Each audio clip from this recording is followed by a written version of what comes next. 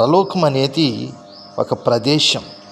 ఇవన్నీ రిఫరెన్స్లు ఉన్నాయి, జాగ్రత్తగా మీరు చదువుకోండి. యోహాను సువార్త 14:3, ప్రకటన 21:9 నుండి 22:5, మత్తయి 10:32-33, 1 కొరింథీ 12:2, ఫిలిప్పీ 30:20 నుండి 21, హెబ్రీ 11:16.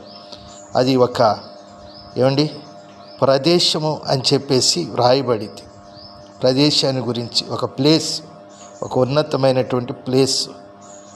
రెండవదిగా దాని యొక్క ప్రత్యేకతలన్నిటిని గురించి ప్రకటన గ్రంథం 21-22 అధ్యాయాల్లో ఉంది. ఇక దాని యొక్క మహిమను గురించి ప్రకటన గ్రంథం 21:11-23లో దాని దృశ్యాలు ఉన్నాయి. అయితే ఇక దానిలో ఉన్నటువంటి కొన్ని ప్రాముఖ్యమైన విషయాలు, ఎలా కట్టబడింది, ఏ విధంగా ఉన్నది అనేది మనం చూడగలుగుతాం. మొట్టమొదటిగా గోడ 216 అడుగుల మందం. అంటే ఎంత మందమో చూడండి దేవుని బిడ్డలారా.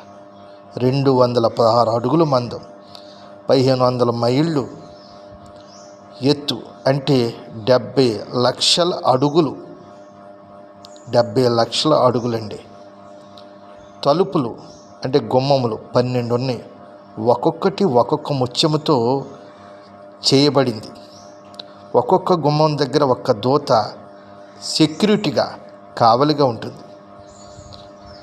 పునాది 12 మంది అపొస్తలుల పేర్లు వాటిపై ఉన్నాయి. ప్రశస్తమైన రాళ్లతో కట్టబడ్డాయండి.